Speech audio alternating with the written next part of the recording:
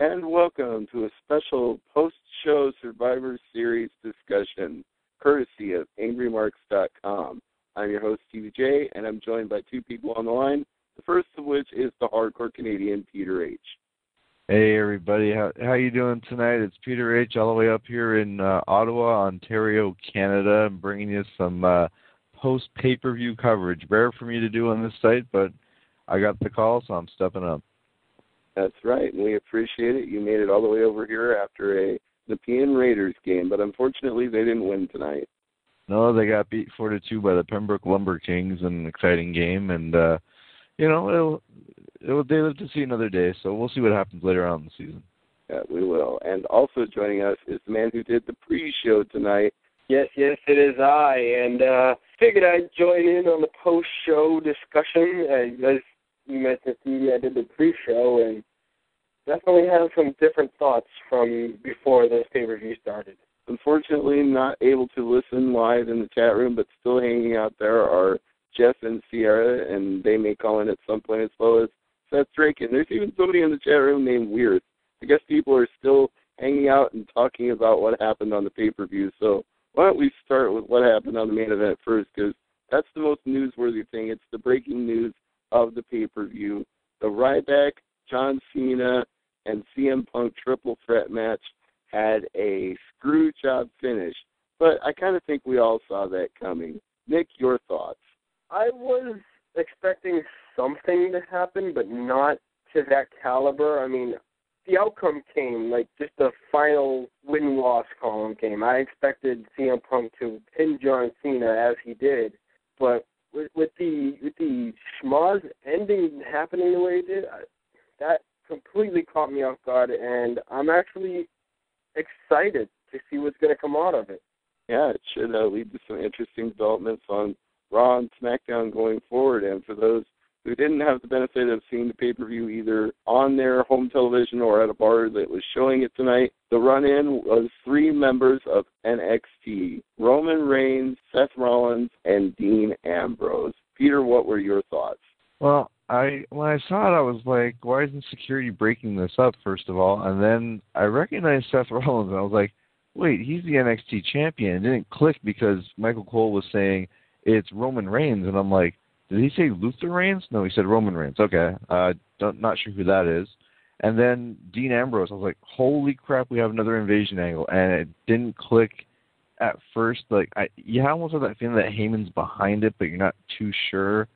And then Punk doing the slow crawl over to make the pin. If Cena would have kicked out, I'm not sure what the crowd reaction would have been, but when the ref hit 3, I was like, okay, that makes sense. I can't wait for Raw on Monday. I was looking at the run-in first, too, thinking, why didn't the referee call for the bell? And then I remembered, triple threat rules, no disqualification. So basically, they could have had anything happen. They could have used weapons. They could have had a run-in. Heyman could have interfered. Nothing would have stopped the match. So you have to figure Heyman is behind it in some way, that all three of these guys will come out and say, hey, guess what? We're Heyman guys, too. I would have even thrown out the idea that if it was no DQ, that Brad Maddox would have interfered. But maybe these guys from NXT, maybe they're Brad Maddox guys.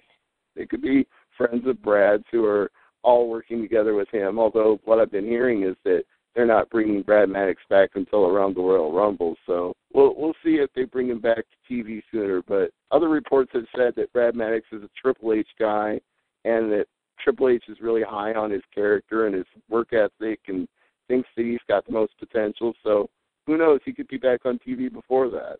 Yeah, who knows? You never know with this promotion, and they got the TLC pay-per-view coming up in a couple of weeks. So, I mean, who knows what's happening between now and then the build for the Rumble will probably start that night at the pay-per-view. So, I mean, right. I wouldn't put anything past these guys right now. Overall, your thoughts on the triple threat match? I would go with thumbs in the middle, slightly going up. There was a couple of matches here that didn't really do anything for me. From a fan perspective, it's like, okay, that was a little bit long. That match kind of sucked, but the CM Punk match really, did it for me. Cesaro and Truth was okay, and Sheamus and Big Show, it reeked of this feud must continue, but in a good way. Yeah, we'll get into that in a minute. But, Nick, your thoughts on the triple threat as a whole? Thumbs up, down, or in the middle? I think it was a thumbs up for me. Was greatly intrigued into seeing the end result. I was actually expecting CM Punk to pin John Cena, like I mentioned. So I was hoping for that to happen. But throughout the course of the match, it picked up. It had some really good spots at it. It didn't suck at all. It had some slow spots, but I was actually interested in the entire match. So I didn't fall asleep. I wasn't bored by it. Pretty much a little bit over thumbs up. Yeah, I would say that the thing that intrigued me the most was whether or not Punk and Cena would team up to take out Ryback, since he was the biggest threat to either one of them.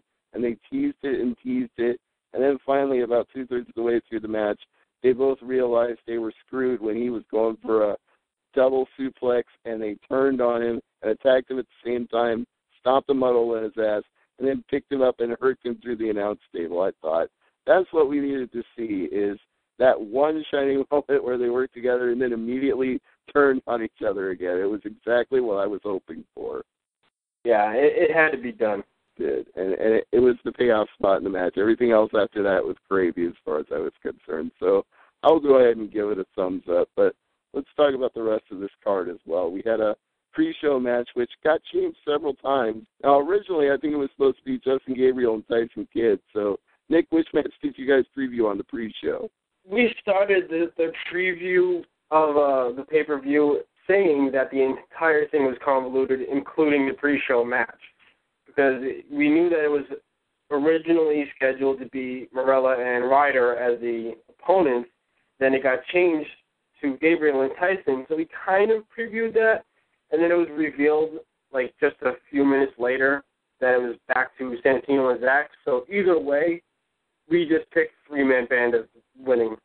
Well, you picked correctly then, because they did pick up the win thanks to some interference by Drew McIntyre. So what were your thoughts, thumbs up or down on this one? For the pre-show match, it's pretty much thumbs in the middle, but on the plus side, just because it was actually good, and I'm just on a personal thing, I'm happy to see Drew McIntyre back, and he's had some rough couple of weeks, so to see him rejoin the band was a nice sight to see, and, continuing on with business, that 3MB just rise to the top of the charts. Yeah, it was definitely good to see Drew McIntyre back, and I found the match acceptable as a whole. Nothing to write home about, but nothing that insulted me either. Peter, what are your thoughts on the pre-show? I'm not sure what name is worse, three-man band or Team Cobra. I'm glad 3MB won. You expected Drew McIntyre to come back, and I like the storyline. Yeah, he's doing promotional work for us, talking to managers and promoters. I'm like, yeah, keep shoveling that crap, buddy. But, it's one of those things where these guys, if they didn't make this group, two of these three guys would probably be unemployed at this point. So I'm glad that they find a use for these guys who are mid-carders. You don't really think of these guys as title material right now, but they're a fun tag team, and give them a slight push, and as the fans react, maybe put them in a title run for the tag belts. But I'm glad to see 3MB win this match. Yeah, it seems like there was nothing to lose by letting three-man band win here. It keeps their angle going. It keeps that group fresh. It leaves for potential for the future, which is what we need. We need teams that actually work together well as a team instead of teams that are constantly feuding with each other. It might be fun for Team Hell No, but not everybody needs to do it. From there, we moved on to the pay-per-view itself. First match on the pay-per-view was a bonus team elimination match. Rose Clay, Justin Gabriel, Tyson Kidd, Sin Cara, and Mysterio versus Tensai Primo, Epico, Darren Young, and Titus O'Neil. Well, you're missing one thing on the pre-show, Stevie. You missed the introduction of the new member for Team Ziggler, which I predicted on AMP on Thursday night. That's right. It turned out to be Mr. Suspect himself, David Otunga, and the team was nonplussed by this announcement from Ziggler. And your reaction was, no, I don't want to see Otunga on my pay-per-view, and sure enough. Yeah, well, it happened. What are they going to do? They weren't going to put Fandango in that spot, and I guess they had Tensai slotted for the bonus match. So turned out Otunga was the only guy left after that. Yeah, no mention of Jack Swagger. I thought he was a possibility as well. And no, I guess they're still repackaging him. So anyway, the opening 5-on-5, what were your thoughts? It's another example of these guys aren't doing anything right now, so might as well put them in a traditional Survivor Series match. You expect the opening match to go 20, 25 minutes, so that's pretty good. Some interesting spots here and there.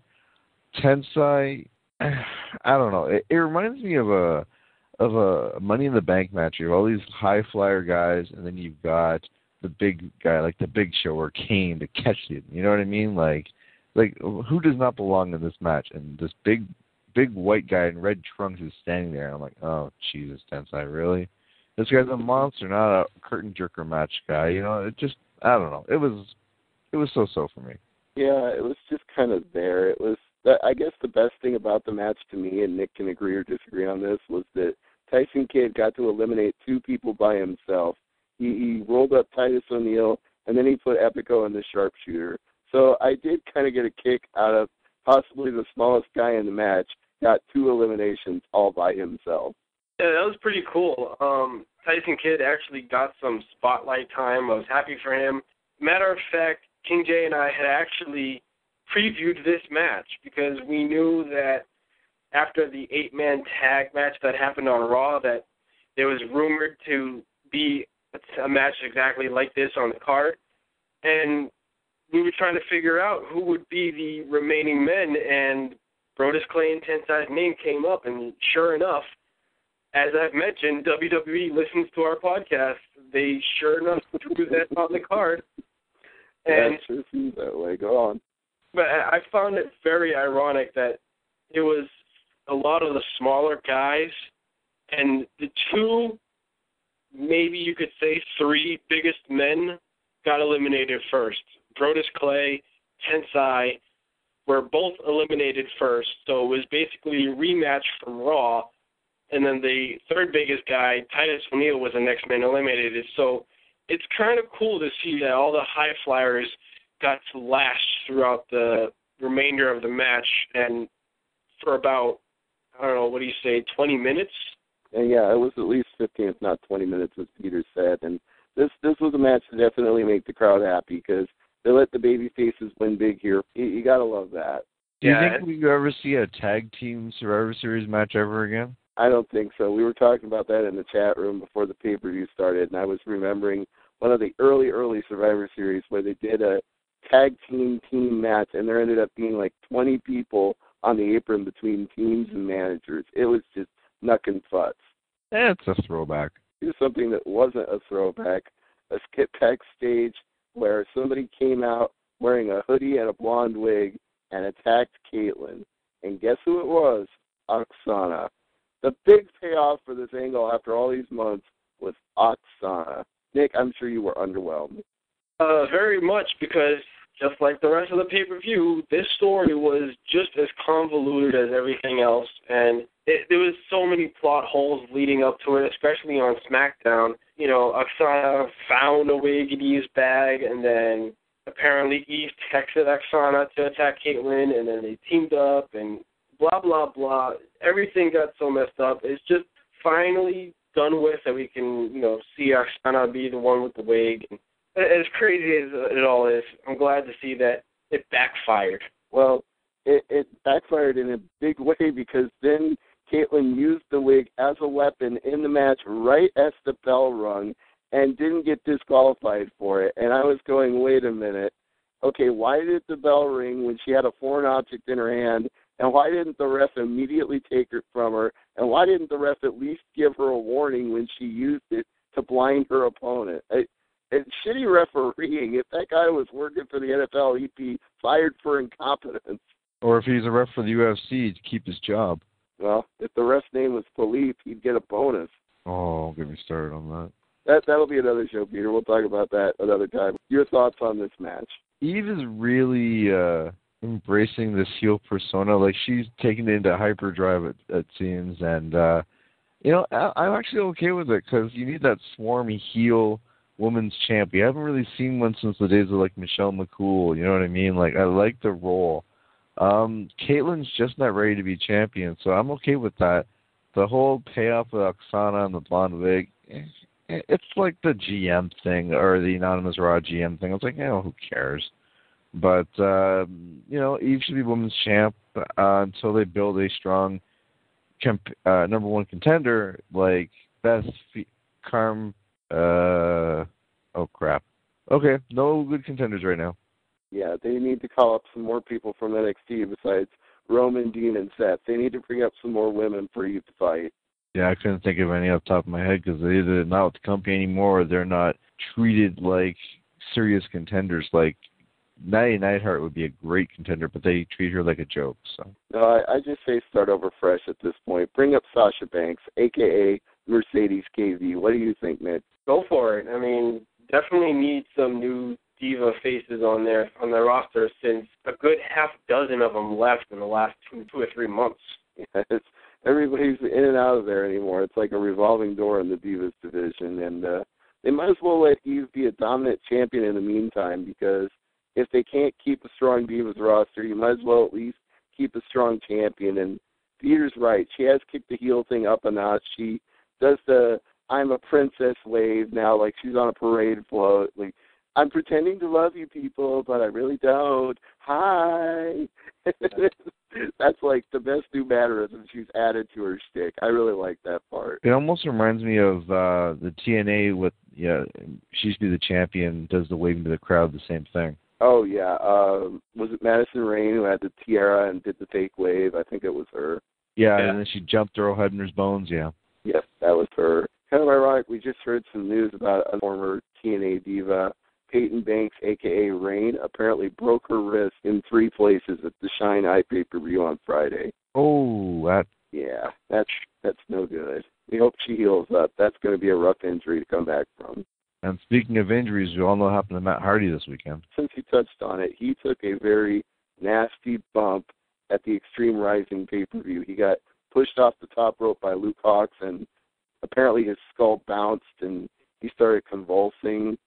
That sounds pretty scary. The guy could have had a major grade concussion, but he tweeted earlier today that he was feeling better and thanked everybody for their well wishes and concern. But I'd say that guy should do some concussion testing before he has another match.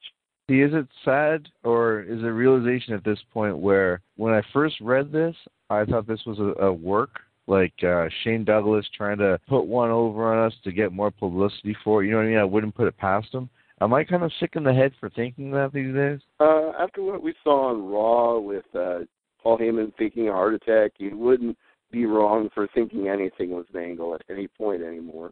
What about you, Nick?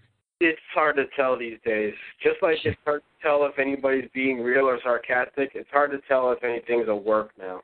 Well, I won't pull any punches when I say this. This is not a work. This is a shoot comment coming from me. I got sick of John fucking Bradshaw Layfield during this pay-per-view. Normally, I love the guy. Normally, I think he's hilarious. But tonight, his commentary rubbed me the wrong fucking way, because he made the same joke about 6 times in a row in the first 30 minutes, something about being $1 working with 2 dimes. And after he said that line the 6th time, I was like, is he getting paid by some website, 2dimes and $1.com, to say this shit? Because he keeps throwing it out there. And then he starts screaming at Cole, you said the same thing I just said. You're like a parrot out here. Yeah.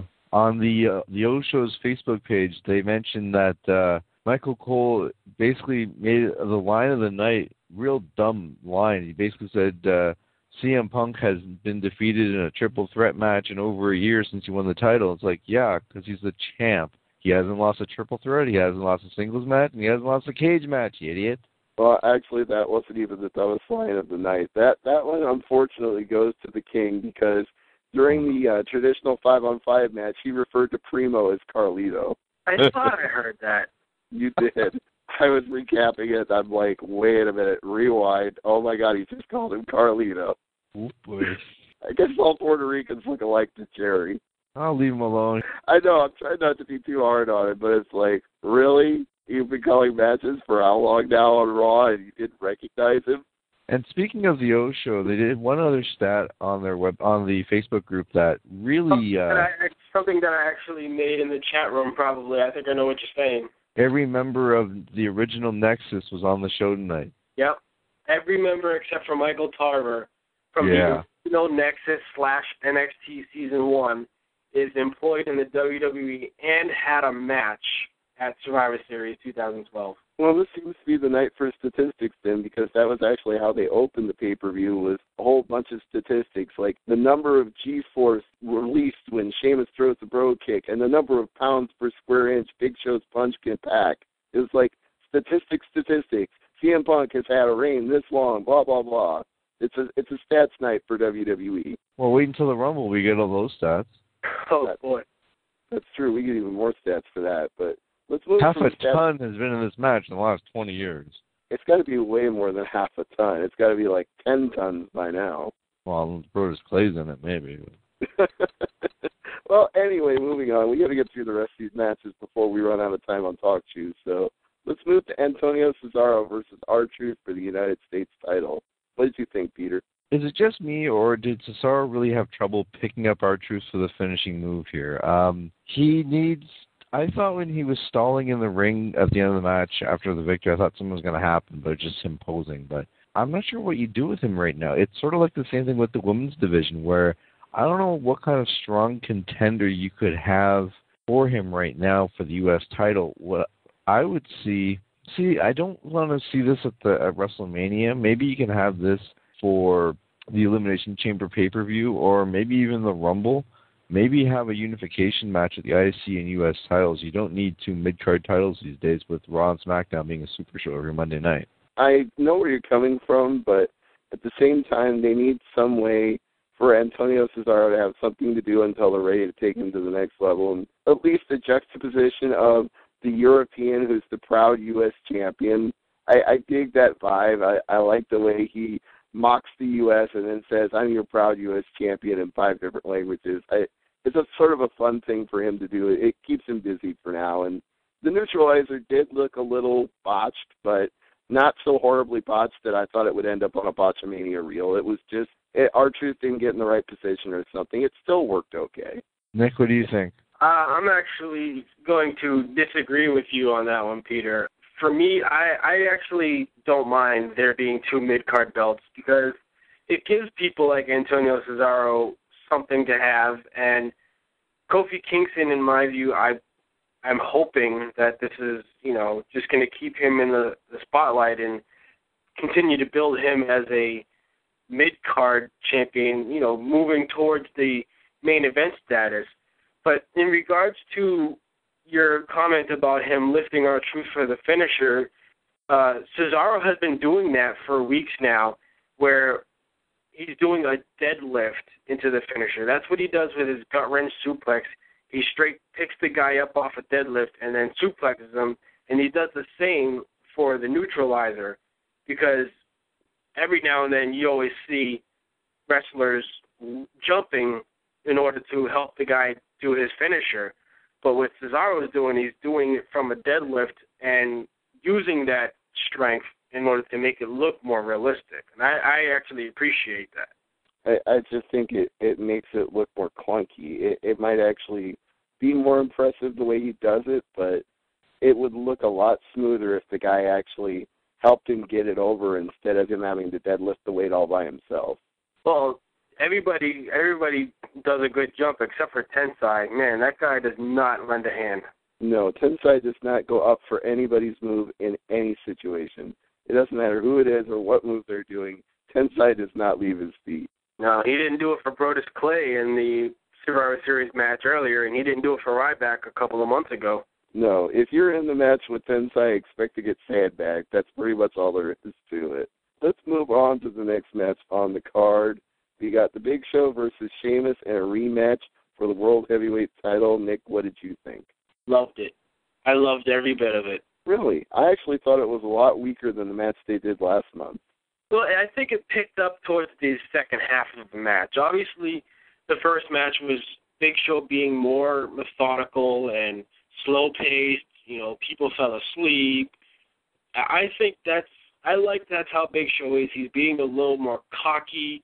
He's taunting his opponent more. He's taunting the fans. He's being a true heel. And the match last month, yeah, that was great. That was obviously better, and because it had a clean finish, and that's more appreciative. This time around, it's, Big Show realizes that Sheamus has a lot more strength that he gives him credit for.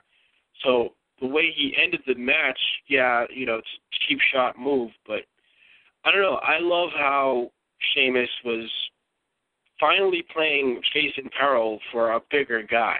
I can see your point. For those who didn't see the pay-per-view, what happened at the end was they had a spot where Sheamus hit an electric chair when Big Show was trying to go on the top rope, and they started brawling. They first were on their knees, and they got to their feet. Sheamus blocked the choke slam, got the white noise. He started pounding on his chest to signal for the Brogue Kick, and all of a sudden, Big Show pulled referee Scott Armstrong into his way, so Armstrong ate the Brogue Kick instead. A bunch of referees and the doctor ran down to check on Scott, make sure he was okay, and one of the referees who came down to help ended up counting a 3 count for Big Show when he got the pin, but it didn't count because the referees had a consultation after the bell rang and agreed that Big Show had pulled Armstrong into the way on purpose, which we saw on the replay, so they disqualified him. Sheamus won, but he didn't get the title. Peter, what did you think?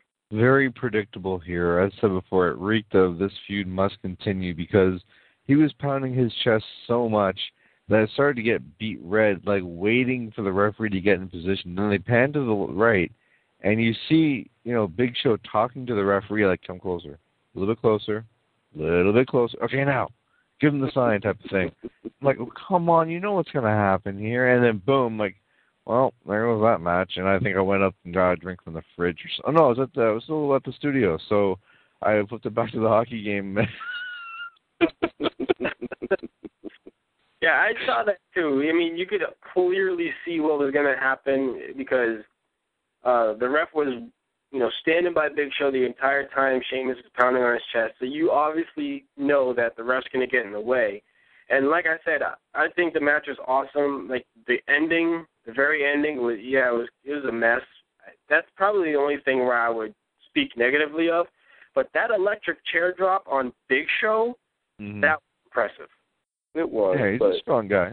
It was impressive, but at the same time, the first time he did the Kryptonite Crunch to Big Show in the last match popped me even more because it was like Big Show had been beating him up the whole time, and that was like the first big move he did to the Big Show during that match, and it was like, holy shit, he just handled that with ease.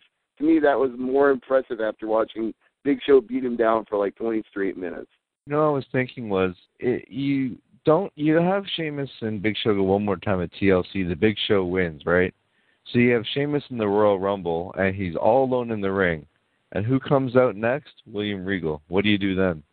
Well, we got to get past TLC first, which they definitely set up with, just having Sheamus go totally batshit after the match was over and beat down Big Show with a steel chair. So it's going to be a chairs match at TLC now. Another thing we predicted on AMP last week.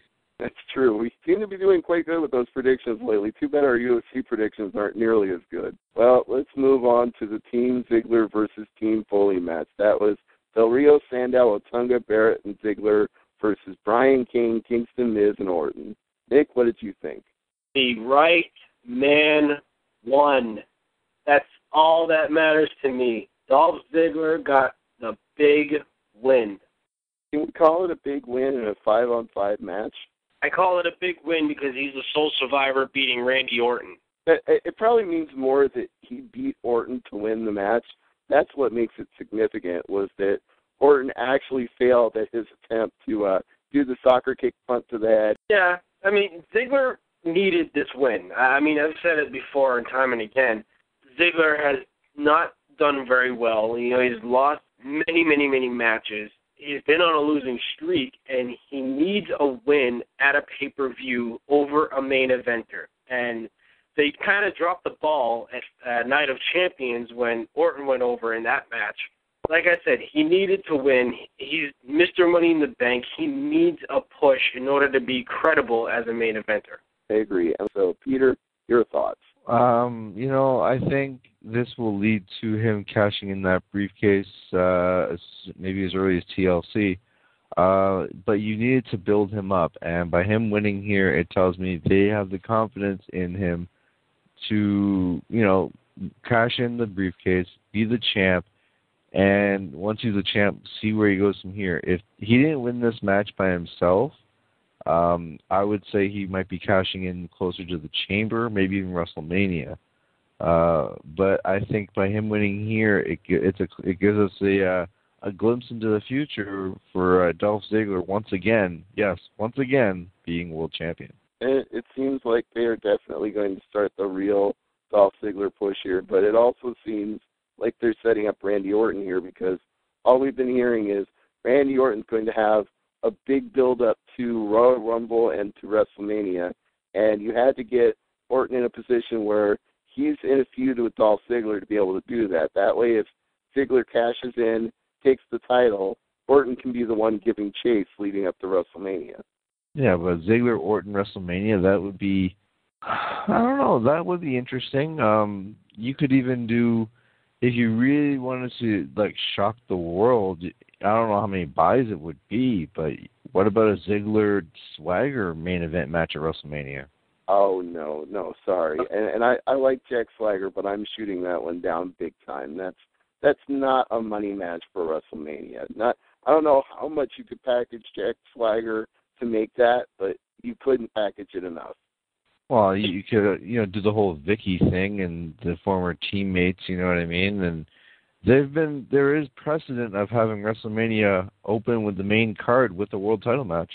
Well, they dropped the ball with that whole Team Ziggler and Swagger tandem and Vicky Guerrero in the middle. They dropped the ball with that one, and they just let Swagger, take some time off. And him going against Ziggler is, like Steve said, it's not a money match. And Ziggler versus Orton is a lot more likely. You can base it right off of this pay-per-view. Plus, the news that they have big plans for Ziggler in 2013 and they have big plans for Randy Orton in 2013, I could definitely see Ziggler and Orton at WrestleMania. Yeah, the only thing I think with that is Orton does not want to be a babyface. I think he prefers to be a heel. Ziggler's been leaning towards a babyface at certain points, too. Well, we'll see how it all plays out in the months to come. We've got a lot of time till the Royal Rumble and even longer till WrestleMania. Well, if they turn Orton heel, they could do anything. Maybe they turn Ziggler face. You never know. No, you never know these days. Anything can happen, and that's what was proved by the NXT run-in tonight at the end of the pay-per-view. So let's do a grand sum-up. Overall, the pay-per-view, would you recommend it to people? Would you not recommend it? Did you enjoy it? Peter, what do you think? As I said before, it's probably thumbs in the middle, slightly up. I wouldn't go out of my way to catch the replay, but, I mean, if you're a big CM Punk fan or you want to see the Sheamus Big Show match for yourself, then, yeah, check it out. But depends on what price the DVD is. That's what dictates if I get to add this to my collection or not. Yeah, as for me, I'll go, it's probably not a $44.95, but so few things are these days, that's not really saying much. But if you bought the DVD, you'd probably be okay. If you rented the DVD, you'd be even better. And if you watched it at a bar and only paid cover, you'd be best off of all. I'll try to make this quick, but with all I have to explain, I'll do my best. Pre-pay-per-view, they did a horrible job promoting it, and I would not have recommended it.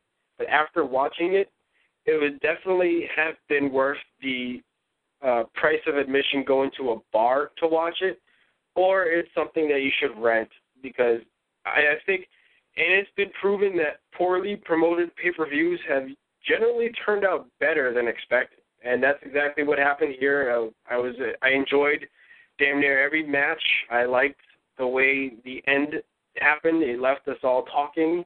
It left us wondering what's going to happen Monday night. And just for the record, I went 7-0 in all my predictions in every single match. Awesome. Congratulations, Nick. That's a clean sweep on the pay-per-view. I just your prognosticating powers, pass some of them to me so I can do better when I pick for the UFCs, because I went 6-0 at UFC 153, and I've been bombing ever since. So I need a little of that luck to rub off on me. Hey, I'll go with that. That's all it is, luck. Well, yeah, especially when coming to WWE, because they can change their minds at the last minute before the pay-per-view starts, and often do. So I would say, overall, you're right. It was better than what you expected building it up, because they did a lousy job building it on TV. So better than expected, I think, is a good way to sum it. And it's pretty amazing that I actually predicted the bonus match and predicted the winners. Yeah, you definitely, you were pulling the slot machine wheel and coming up 3 bars straight across the middle. You couldn't have done better than that. And I'm telling you, it only happened because WWE listens to our podcasts. That's right. And, hey, that's a good segue to plug your show before we get off the air. That's right. I said it week in and week out on the SmackDown Rundown, which we air every weekend, Saturdays at 5 p.m. Eastern, except on occasion when it comes on Sunday evenings right before a pay-per-view, because King J and I preview the pay-per-view, and, hey, you know they always change everything last minute. I hope we help to make the pay-per-view even better. Be sure to check that out. Peter, what do you want to plug? Glove Up or Shut Up every Wednesday on this site, and Thursday night AMP, where myself and Stevie will talk wrestling, sports. It's a hodgepodge of everything you want to listen to. Except no Thursday AMP this week. We're taking it off due to the fact it's Thanksgiving for me. I know Canadians have it first. That's right. We're first and we're on top. And that's the same for SmackDown Rundown. We are taking the week off as well, and we will be back the week after. All right, well, just stay tuned for the rest of our regularly scheduled shows, including the Raw reaction, which no doubt will be talking about the pay-per-view tomorrow night as it leads into Raw. So join Chris Judd and Killicab tomorrow at 11 Eastern in the chat and live on the website. But for now, this is Stevie J along with Peter H. and Nikolai saying thank you for checking out our post-pay-per-view recap, and we'll see you here again real soon. Good night, everybody. Good night. Good night.